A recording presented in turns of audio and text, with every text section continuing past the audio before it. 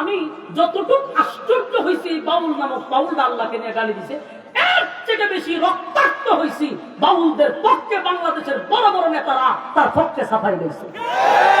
বাউল নামক বাউলটা যে আল্লাহকে নিয়ে গালি দিল, আপনারা শুনছেন না? তখন কি আপনি তসবিহ হাতে নিয়ে সুবহানাল্লাহ বলবেন? হাতে মাথা দিয়ে ইল্লাল্লাহ জিকির করবেন? এটা কি ইসলাম? আপনি আল্লাহর বান্দা হিসাবে ইমানের স্বার্থে আমার যদি জীবনও যায়, আমি আমার আল্লাহর অপমান জমিনে সহ্য করতে পারবো না। আমি আমার প্রতিবাদ করতেই হবে। প্রতিবাদ করতে গিয়ে যদি কেউ বাধা দেয়, বাধা ভেঙে আল্লাহর ইজ্জত জমিনে কায়েম করবেন ইনশাআল্লাহ। আমি যতটুকু আশ্চর্য হয়েছি বাউল নামক বাউলটা আল্লাহকে নিয়ে গালি দিছে, এর থেকে বেশি রক্তাক্ত হয়েছি বাউলদের পক্ষে বাংলাদেশের বড় বড় নেতারা তার পক্ষে সাফাই দিয়েছে। আমি শুধু এতটুকু বলতে চাই, ভাই এটা তো ব্যক্তি না। আমার গালি দিতে আপনি বুঝতাম পক্ষে নিছেন, আমার বাপরে গালি দিতে বুঝতাম পক্ষে নিছেন, এটা তো আল্লাহর শানে বিয়াদবি। আল্লাহর শানে যখন বিয়াদবি করছে, তখন আপনি কিভাবে এমন একটা লোকের পক্ষ নিলেন? 2% 1% বাউলদের সংখ্যা বাংলাদেশে নাই, আপনি তার পক্ষে নিলেন। 96% মুসলমানের কলিজায় আপনার আঘাত করলেন। এখানে তোমার ইমানের প্রশ্ন, এটা ইমানের প্রশ্ন, এখানে মনের বিষয় না। আল্লাহকে নিয়ে গালি দিচ্ছে, আমি কেমনে শান্ত থাকবো বলেন? অশান্ত তো আপনারা করেন, আমরা শান্ত থাকতে চাই। আপনি আমার নবী নিয়ে কথা বলবেন, আল্লাহ নিয়ে কথা বলবেন, আবার আমরা যখন উত্তেজিত হই এটা মত, এটা মত। আপনি আমার আল্লাহ নিয়ে গালি দিবেন, নবী নিয়ে কথা বলবেন, কোরআন পড়বেন, আর আমি ইমানদার হিসেবে বলবো সুবহানাল্লাহ বাবু, এটার নাম তো ইমান না। আমার যেখানে প্রতিবাদ করা সেখানে করবো, আমি তো শান্ত। আপনি আমার অশান্ত করেন কেন? আপনি আমার ইসলামের উপর আঘাত করেন কেন? আপনি আমার আল্লাহ নিয়ে কথা বলেন কেন? রাসূল নিয়ে কথা বলেন কেন? কোরআন নিয়ে কথা বলেন কেন? সম্মানিত, শুধু এই জন্য বলছি, ইসলাম শুধু টুপি দাড়ির মধ্যেই সীমাবদ্ধ নয়, আপনার আরো কাজ আছে। আপনি এই কর্মসূচিটা দেখেন, রাসূল 13 বছর কিন্তু মাইর খেয়েছে, 13 বছর মাইর খেয়েছে, একটা প্রতিবাদও করেন। আপনি 13 বছরের জিন্দেগিটা পড়েন, কোনদিন রাসূল একটা প্রতিবাদ করে নাই। রক্তাক্ত হয়েছে, রাসূল বেহুশ হয়ে গেছে, এরপরে দাঁড়াইছে, আবার মারছে, প্রতিবাদ করে নাই। কেন? আল্লাহ বলছেন এখন প্রতিবাদের সময় না। এখন আমরা মাইর খাইতে দেখেন, অসুবিধা নেই। কিন্তু মদিনার ইতিহাস করেন 10 বছর, 10 বছরে যতটা যুদ্ধ হয়েছে মদিনায়, কোন একটা যুদ্ধেও বেঈমানরা বিজয় লাভ করতে পারে নাই। এখন দেখেন আল্লাহ রাসূলকে আল্লাহ কিভাবে সান্ত্বনা দিয়েছে, বলছে আপনি যে কাঁদতেছেন কান্দেন না, আমি অর্ডার দিছি, যা কিছু আছে তা নিয়ে আলামেন, আর আমি আল্লাহ আপনাকে সাহায্য করব, প্রয়োজনে আসমান থেকে মালাইকা পাঠাবো। সুবহানাল্লাহ। আল্লাহ যখন বলছে আপনার সাথে আছি, রাসূলের আর কোনো চিন্তা আছে? রাসূল খুশি, আমার মালিক আমার পক্ষে আছে। সাহাবায়ে কেরামদেরকে দাঁড় করাইছে। আপনারা জানেন বদরের যুদ্ধে মাত্র 313 জন ছিল, 313 জন। আপনারা শুনছেন 313 জন, কিন্তু এটা শুনেন নাই 313টা তরবারি ছিল না। 313টা তরবারি ছিল না, 313টা তরবারি ছিল না, বরং তরবারির বদলা অনেক সময় খেজুরের ডাল ছিল। এই সাউন্ড আসছে, খেজুরের ডাল ছিল। খেজুরের ডাল নিয়ে কি আপনি অস্ত্র সহ যারা আছে এর সাথে যুদ্ধ করে আপনি বিজয় লাভ করতে পারবেন? এই বদরের যুদ্ধ থেকে শিখেন। অস্ত্রের বলে মুসলমানরা যুদ্ধে অংশগ্রহণ করে নাই, শক্তির বলে মুসলমানরা অংশগ্রহণ করে নাই, তারা অংশ করছিল ইমানের বলে। কিসের বলে? ইমানের বলে। আজকে 200 কোটি মুসলমান পৃথিবীতে থাকতেও আমরা কেন সব জায়গায় মেরে খাই? কারণ আমরা সংখ্যায় বেশি, আমরা ইমান দুর্বল। কথা বলে না? এইটা আমরা ঠিক ঠিক করে বর্তমান করতেছেন। এই লোকগুলোর এই 5 টাকার রং সাজিয়ে কিনা দেবে, 5 টাকার রং সাজিয়ে আপনাদেরকে কিনা যায়। গুরু মার্কায় ছেলে বলবো আপনারা রং সাকাওয়ান খাওয়াইলেন, বুট কারে দিবেন, বলো গুরু মার্কারে দিবেন। আরেক ছাগল মার্কায় বললো যে আপনি বুট কারে দিবেন, ও সিদ্ধান্ত হয়েছে না, তাতে খাওয়াইলো দুধ চা ভাই ফেলে দিবেন। আরেকজনে খাওয়াইলো কফি কো বুট ফেলে দিবেন। বুট বেটা তোর একটা 3 জনে দিলি কেমনে? কথা হয় না? আছে না নাই? ইমান কত দুর্বল। 5 টাকার কাছে যেখানে ইমান বিক্রি হয়, সেখানে আপনি আল্লাহরে গালি দিলে প্রতিবাদটা করবেন কেমনে? আমরা তুমি ইমানের ক্লাসেই ভর্তি হন নাই, প্রতিবাদ করবেন কেমনে? আমার যুবক ভাইরা, রাসূল আরবি সাল্লাল্লাহু আলাইহি ওয়াসাল্লাম মক্কায় যুদ্ধ করলেন। রাসূল আগে যুদ্ধে অংশগ্রহণ করে নাই, তারা রাসূলকে আঘাত করতে আসছে। আল্লাহ ভেজে এখন আপনি শুরু করেন। এটাকে আমরা অনেক সময় ভিন্ন কথা বলি, জিহাদটাকে, ঠিক না? এদিকে গেলাম না, আসলে আমরা সামনে যাই। মনে করেন যুদ্ধে মদিনা আসার 6 মাস হয়ে গেছে। কয় বছর? না, 6 বছর হয়েছে। কয় বছর? 6 বছর। 6 বছর হওয়ার পরে রাসূল একদিন স্বপ্ন দেখছে। স্বপ্ন কি দেখছে? যে সাহাবায়ে কেরামদেরকে নিয়ে রাসূল গেলেন মক্কায় হজ উমরা করার জন্য। এখানে ওয়াজ উমরা করলো, নিরাপদে রাসূল আবার সাহাবীদেরকে নিয়ে মদিনায় ফিরে আসলো। আসার পরে রাসূল ঘুম থেকে জাগ্রত হয়ে মসজিদে নববীতে ফজরের নামাজের পরে সাহাবায়ে কেরামদেরকে নিয়ে বসে বলল, শোনো, আমরা মক্কা থেকে আসছি আজ 6 বছর হয়ে গেছে। আমি আজকে একটা স্বপ্ন দেখলাম যে তোমাদেরকে নিয়ে আমি গেছি মক্কায়, সেখানে গিয়া তোমাদেরকে নিয়ে হজ উমরা করলাম, নিরাপদে মদিনায় ফিরে আসলাম।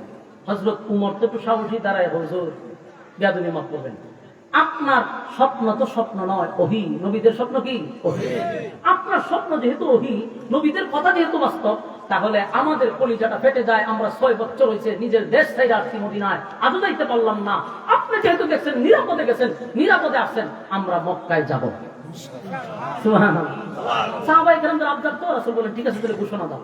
ঘোষণা দিল, প্রায় 1500 সাহাবী একত্রিত হয়েছে। বেড়া বকরি লইয়া রাসূল চলে গেলেন কোথায়? মক্কার দিকে হজ উমরা করবে। রাস্তায় যখন যাওয়া শুরু করছে, ওই যে তত্ত্ব সন্ত্রাস আছে, যারা এখন দেখছেন না মিডিয়ার মধ্যে কিছু তত্ত্ব সন্ত্রাস আছে, ঘটনা ঘটে একটা, পচার পরে আরেকটা। তো এরকম একটা খবর আবু সুফিয়ানের কাছে চলে গেছে। কি চলে গেছে? যে শুনো, মুহাম্মদ কিন্তু তার বাহিনী কাহিনী লইয়া আসতেছে, মক্কা ঘেরাও করবে, মক্কা দখল করবে, তুমি কিন্তু প্রস্তুতি নাও। আবু সুফিয়ানের মাথা গরম, কারণ এই যাবৎ 6 বছরে যত যুদ্ধ করছে মদিনায় গিয়া কেউ ফিরে আসতে পারে না, প্রত্যেকটা যুদ্ধে তারা পরাজিত হয়েছে। এখন যখন শুনছে আল্লাহ রাসূল আসতেছে মক্কায়, এদের কি আর ঘুম আছে? আর কি খবর শোনাইছে যে মক্কা দখল করার জন্য আসতেছে। অথচ ইহরামের কাপড় পরলে একটা পিপিলিকা মারা পর্যন্ত জায়েজ নাই, সেখানে যুদ্ধ করবো কেন? কিন্তু খবর পৌঁছেছে রাসূল মক্কা দখল করতে আসছে। আবু সুফিয়ান করলো কি, হুদাইবিয়া নামক একটা জায়গা আছে মদিনা মক্কার থেকে 19 অথবা 21 কিলো হবে এই জায়গাটা দূরত্ব মক্কার থেকে, সেখানে বাহিনী দিয়া রাসূলের সমস্ত সাহাবীদেরকে আটকায় দিয়েছে যে না, আপনাদেরকে মক্কায় ঢুকতে দেওয়া হবে না, মক্কায় ঢোকার অনুমতি নাই। রাসূল করলো কি, সাহাবায়ে কেরামদেরকে বলল ঠিক আছে এখানে তাবু টানাও। তাবু টানাইলেন। টানানোর পরে 2-3 দিন ওখানে থাকার পরে হযরত উসমান রাদিয়াল্লাহু তাআলা ঢুকে রাসূল পাঠাইলেন মক্কায়। তুমি গিয়া বিষয়টা তাদের কাছে বলো যে আমরা মূলত যুদ্ধ করতে আসি নাই, আমরা আসছি হজ এবং উমরা করার জন্য। আমরা হজ উমরা করে শুধু আবার আমরা মদিনায় চলে যাব। উসমানকে কেন পাঠাইলেন? উনি ভদ্রনম্র আর উনি ব্যবসায়ী মানুষ, পাঠাইছে। কিন্তু ঘটনাটা করছে, উসমান যখন মক্কায় গেছে, আবু সুফিয়ানের লোকেরা হযরত উসমানকে তারা বন্দী করে রাখছে। কথা কি বুঝতেছেন? বন্দী করে রাখছে। কিন্তু ওই যে আমার তত্ত্ব সন্ত্রাস, সেখানে আবার নিউজ প্রচার করছে, ভিন্ন রাসূলের কাছে খবর আসছে যে আপনার উসমানকে তারা হত্যা করছে। নাউজুবিল্লাহ। ভুল সংবাদ প্রচার করছে যে হত্যা করছে। আল্লাহর রাসূল নরম কিন্তু গরম হয়ে গেছেন। রাসূল বলেন, আমার উসমানকে যদি তারা হত্যা করে থাকে, আমরা যুদ্ধ করার জন্য আসি নাই, আমরা আসছিলাম হজ উমরা করার জন্য। কিন্তু এখন যে তারা আমার উসমানকে আটকায় রাখলো, উসমানকে তারা আটকায় রাখলো, হত্যা করলো, যদি খবর সঠিক হয়। রাসূল বসার থেকে দাঁড়ায় গেছে, রক্ত গরম হয়ে গেছে। রাসূল বললেন, এটা আমি কোন সময় বরদাস্ত করতে পারবো না। আমি এই উসমানের বয়ান, উসমানের রক্তের বদলা না নিয়ে আমি মদিনায় যাব না। হয়েছে নি গরম? বলুন, গরমটা কি এমনি হয়েছে না আগে আপনি আঘাত করছেন এরপরে গরম হয়েছে? আল্লাহ রাসূল বললেন, কারা কারা আমার সঙ্গে তোমরা অংশগ্রহণ করবা, বায়াত গ্রহণ করো। আল্লাহ রাসূলের সাথে তখন সাহাবায়ে কেরাম বায়াত গ্রহণ করলেন। বায়াত গ্রহণ যখন করলেন, তখন ভাইজান একটু ব্যস্ত আছেন, ইনশাআল্লাহ আমি খুব সংক্ষেপে শেষ করতেছি। আমি না বলেন না বুঝছি, এরপরও আমি বলতেছি। এখন বিষয়টা হলো, রাসূল যখন মক্কায় গেলেন, তখন ইনশাআল্লাহ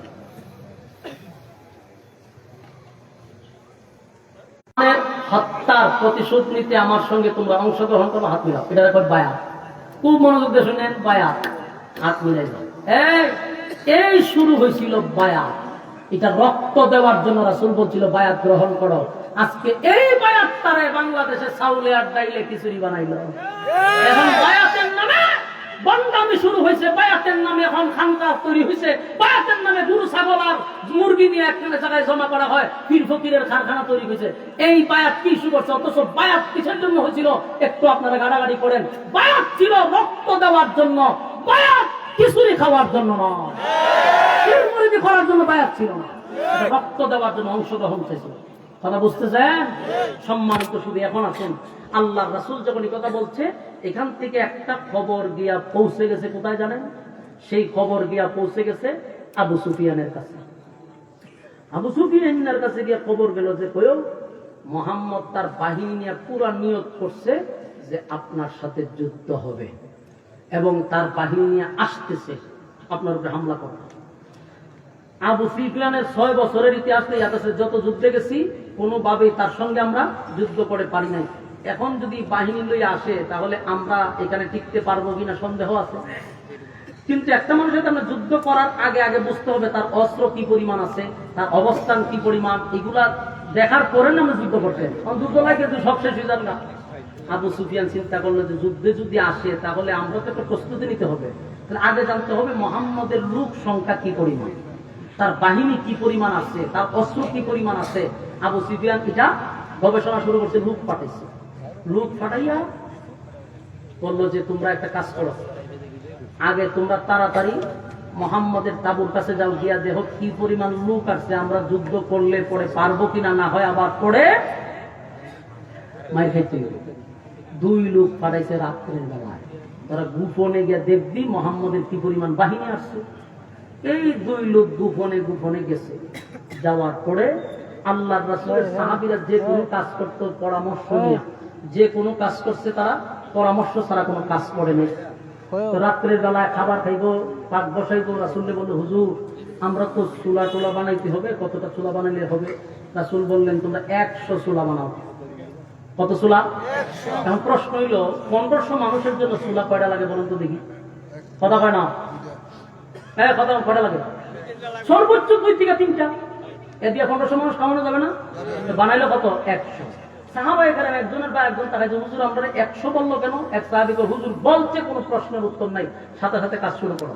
100 চুলা বানাইছে। রাত্রের বেলায় সব চুলাতে আগুন ধরাইছে। ওইদিকে আবু সুফিয়ানের 2 লোক আসছে, লোক কি পরিমাণ হয়েছে দেখার জন্য। আইসা দেখে চতুর্দিকে খালি আগুন আর আগুন। এরা কয় কি এখানে আগুন কেন? আরো কাছে গেছে, গিয়া কয় না রে আগুন তো দিয়া কয় এত চুলা যদি হয় তাহলে কি পরিমাণ লোক খাওয়াইনে আছে, কি পরিমাণ লোক আছে। আর লোক দেখার দরকার নেই, দৌড়াই আবু সুফিয়ানের কাছে গিয়া কয় যে এখন যদি যুদ্ধ করো তাহলে মাটির সাথে মিশায়া দিবে, যে পরিমাণ লোক আছে। কিভাবে দেখলি? বলে মানুষ গণা লাগবে না, চুলা বন্যা আমরা বুঝতে পারতেছি না। আল্লাহ দেখেন কি হিকমতে যুদ্ধে বিজয় দান করছে। বিনা যুদ্ধে আবু সুফিয়ান ভয় পেয়েছে, ভয় পায় সর্বনাশ, এই যুদ্ধ তো করা যাবে না। তারা করলো কি, সাথে সাথে হযরত উসমানকে ছেড়ে দিচ্ছে। উসমানকে ছেড়ে দেওয়ার পরে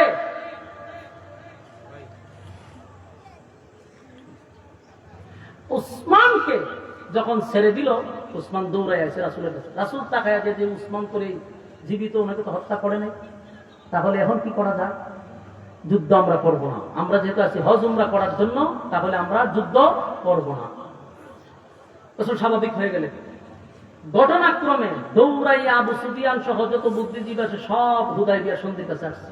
আয়েশা বলল হুজুর মূল কথা হলো আপনারা কেন আসছেন? রাসূল বললেন আমরা যুদ্ধ করতে আসি নাই, আমরা আসছি হজ উমরা করার জন্য। আমরা এখানে মারামারি করার জন্য আসি নাই, কোনো অস্ত্র আনি নাই, আমাদেরকে হজ উমরা করতে দেও। এরা তো সুযোগ পেয়েছে যে অস্ত্র নাই, কিছু নাই, তাহলে এই সুযোগে আমরা কিছু বলতে থাকি। তখন এই 10টা শর্ত দিল, যেটাকে আমরা বলি হুদায়বিয়ার সেই সন্ধি। চুক্তি সন্ধি হয়েছে, চুক্তি হয়েছে এদের সাথে যে কি কি করা যাবে না, কি কি করা লাগবে। একটাতে অপমানজনক কতগুলো শর্ত রাসূলের উপরে দিয়ে দিচ্ছে। ওখানে সব সাহাবীরা প্রতিবাদ না করলো। হযরত উমরের মেজাজ ছিল গরম। হযরত উমর কয় হুজুর অনুমতি দেন, একটার গর্দান রাখবো না, এদের সাথে কিসের চুক্তি আর কিসের আমাদের কথা। একটা অপমানজনক আমাদেরকে শর্তগুলো দিতেছে। এদের শর্তের মধ্যে একটা হলো যুদ্ধ বিগ্রহ বন্ধ, 2 নম্বর শর্ত হলো মক্কায় আসবে আমরা ফেরত দিতে বাধ্য নয়, কিন্তু আমাদের মক্কার থেকে মদিনায় মানুষগুলো ফিরত দিতে বাধ্য। কথা বুঝতেছেন? আরো অনেকগুলো অপমানজনক এগুলা কিছু শর্ত দিয়া দিছে। লম্বা আমি খুব সংক্ষেপে করতেছি। এখন ঘটনাটা ঘটলো কি, হযরত ওমর বারবার রাগ হইতেছে, রাসূলকে একতরফা একচাটিয়া অপমানজনক শর্ত দিচ্ছে। শর্ত দেওয়ার পরে বলে যেগুলো আপনারা কাগজে লেখেন, কাগজে লিখটা আপনারা কাগজে লেখার পরে এখানে স্বাক্ষর করেন, আমাদের দলের মানুষ স্বাক্ষর হবে, আপনারাও স্বাক্ষর করবেন।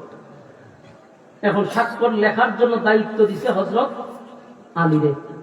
আলী কলম হাতে নিয়ে যখন উভয় পক্ষের নেতাদের নাম টাম লিখে স্বাক্ষর দিবে, তখন এরা কাগজ পায়, এখন না আমরা এই শর্ত মানি না।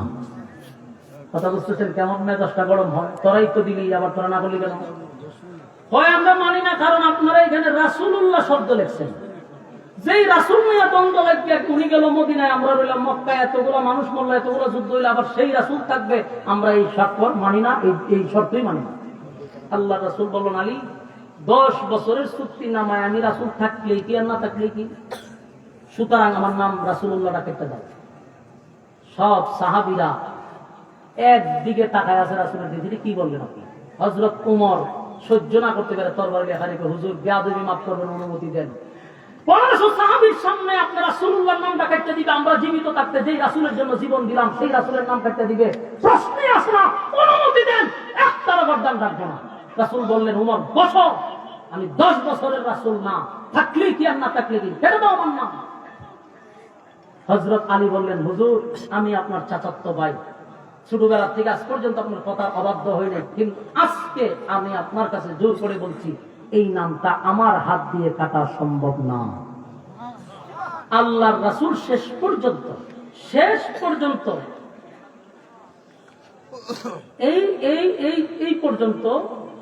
পর্যন্ত করলো কি? আলী বললেন পারবো না, রাসূল বললেন কলম আমাদের দাও। রাসূল কোন জায়গায় কেটে দিবে, কাটে দেওয়ার আলী সরে গেল, সমস্ত সাহাবীদের চোখ দিয়ে শুরু হইল পানি। কানতে কানতে সাহাবায়ে কেরামরা অস্থির হয়ে গেছে। হায় আফসোস, আমাদেরকে সামনে পাশে রাখা, আমাদেরকে কাছে রাখা, উনি কিভাবে পারলো রাসূলটা কেটে দিত? এই বেঈমানরা আমার নবীর সামনে দাঁড়ায় আমার নবীর নামটা কাটলো, কেউ সহ্য করতে পারতেছে না, সবার ভিতরে রক্তকরণ হচ্ছে। সব যখন চলে গেল, আল্লাহ রাসূলের সামনে দাঁড়ায় হযরত উমর বলল, হুজুর একটা কথা আমার বলতেই হবে, মাফ করে দিবেন। রাসূল বলেন, কি কথা? উমর একটা প্রশ্ন করছে ব্যতিক্রম, এই প্রশ্নটা একটু অন্য টাইপের করছে। আপনি না আমাদেরকে বলছেন স্বপ্ন দেখছেন, নবীদের স্বপ্ন তো সত্য। আপনি স্বপ্ন দেখছেন মদিনায় গেছে, মক্কায় গেছেন নিরাপদে, মদিনায় আসছেন নিরাপদে, তাহলে নিরাপদে আমরা দিয়ে এখনো মক্কায় ঢুকতেই পারলাম না, আপনি স্বপ্ন দেখলেন কি আর বাস্তবে হইল কি? সব প্রশ্নটা একটু ব্যতিক্রম হয়েছে না, বিয়াদবিমূলক বোঝা না? তাহলে আর কি আপনি স্বপ্ন সঠিকই দেখছেন? আল্লাহ রাসূল এইভাবে উত্তর দিতে বলল, ওমর স্বপ্ন দেখার পরে কি একবারও বলেছি যে স্বপ্নটা আজকে বাস্তবায়ন হবে না? তাহলে তুমি এমন প্রশ্ন করলে কেন? হযরত উমর, কথা তো সত্য। প্রশ্নে হাইরা উমর লজ্জিত হয়ে গেছে। লজ্জিত হইয়া হযরত উমর মাথা নিচু দিয়ে বসে রয়েছে। আল্লাহ রাসূল বলল, সবাই উঠো, চলো মদিনায়, এই বছর আর হজ করতে তারা দিবে না। এই যে রাসূল একতরফা একচাটিয়া শর্তগুলো মান্য নিচ্ছে, পরবর্তীতে মক্কা বিজয় এই হুদায়বিয়ার সন্ধিকে কেন্দ্র করেই হয়েছে। এর ভিতরে আল্লাহ সাফল্য রাখছে লম্বা। আমি খুব সংক্ষেপে করতেছি। ঘটনা ঘটলো কি, সাহাবায়ে কেরাম যাওয়া শুরু করছে, চোখের পানি ছাইরা ছিল, কান দেওয়ার যায়, মনের মধ্যে অনেক কষ্ট লইয়া। সব সাহাবীরা যখন কাঁদতেছে, মনের মধ্যে কষ্ট, রাসূলুল্লাহ নামটা কাটতে দিল, হজ করতে দিল না, উমরা যেই মাত্র মদিনার দ্বার প্রান্তে আসছে, ওই যে সূরা ফাতাহ এর শেষ অংশ নাজিল হয়েছে। কথা কি বুঝতেছেন? তাহলে যারা প্রথম থেকে শুনছেন বলুন তো দেখি, একটা পয়েন্ট দিছিলাম কিনা? এই সূরার কোন জায়গাটা প্রথম নাজিল হলো? শেষ অংশ। আল্লাহ তখন এই আয়াত নাজিল করে, মুহাম্মাদুর রাসূলুল্লাহ والذين معه أشداء على الكفار رحماء بينهم تراهم ركعا سجدا।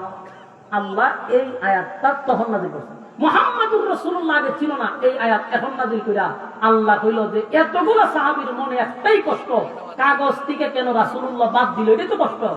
10 বছরের কাগজে রাসূলুল্লাহ থাকলে কি না থাকলে কি, আমি আল্লাহ কিয়ামত পর্যন্ত রাসূলুল্লাহ বসায়া দিলাম। সুবহানাল্লাহ। বলুন সান্তনাটা কারে দিছে? যে রাসূলুল্লাহ না, সাহাবায়ে কেরাম। এরা তো মনে কষ্ট ছিল, নাজিল করে বলেছে 10 বছরের কাগজে রাসূলুল্লাহ থাকলে কি না থাকলে কি, আমি তোমাদেরকে কিয়ামত পর্যন্ত রাসূলুল্লাহ বসায়া দিলাম। সাহাবায়ে কেরাম খুশি। সুবহানাল্লাহ। এবার আল্লাহ বলেন, আমার বন্ধু কষ্ট পাইছে রে, মক্কা মদিনা থেকে মক্কায় গেল, 400 কিলোমিটার দৌড়াইয়া অনেক আশা লইয়া সাথী সঙ্গীদেরকে নিয়ে চলে গেলেন কোথায়? মদিনায়, মক্কায়। সেখানে হজ করতে পারলো না। বলুন তো দেখি আমার নবীর মনের ভিতরে কষ্ট আছে না? না। আল্লাহ তার বন্ধুরে খুশি করার জন্য সূরা ফাতহ নাজিল করে দিল। আল্লাহ তখন ওই শুরুটা নাজিল করছে, ইন্না ফাতাহনা লাকা ফাতহাম মুবিনা, ইন্না ফাতাহনা লাকা ফাতহাম মুবিনা লিয়াগফিরা লাকা আল্লাহু মা তাকদ্দামা মিন যামবিকা, إنا فتحنا لك فتحا مبينا ليغفر لك الله ما تقدم من ذنبك وما تأخر ويتم نعمته عليك। এই অংশটা পরে নাযিল হয়েছে। আল্লাহ ইন্না ফাতাহনা লাকা ফাতহাম মুবিনা, নিশ্চয়ই আমি আপনাকে বিজয় দান করছি। এই অপমানজনক শর্তগুলা মেনে নিতেন, মেনে নেওয়ার মধ্যেই আপনাকে আমি বিজয় দিছি। সুবহান। সম্মানিত সুধী, বলুন তো দেখি এতক্ষণের আলোচনায় আপনারা কি বুঝলেন? আপনারা কি বললেন? বলেন বলুন। কয়টা অধ্যায় বলছিলাম আপনাদের সামনে? আমার কথা হয় না? কয়টা অধ্যায়? কর্মসূচি কয় রকম? 3 রকম। বলুন তো দেখি 3টা অধ্যায়ের কর্মসূচি কি এক না ভিন্ন? নীরব, ধৈর্য, প্রতিবাদ। নীরব, ধৈর্য, প্রতিবাদ। তাহলে ইসলাম শুধু আপনাকে নীরব থাকতেও বলে নাই, আঘাত আসলে প্রতিবাদ চলবে কি চলবে না? কারা কারা রাজি? আব্দুল্লাহ দেখায় দেন। লিল্লাহে তাকবীর, লিল্লাহে তাকবীর।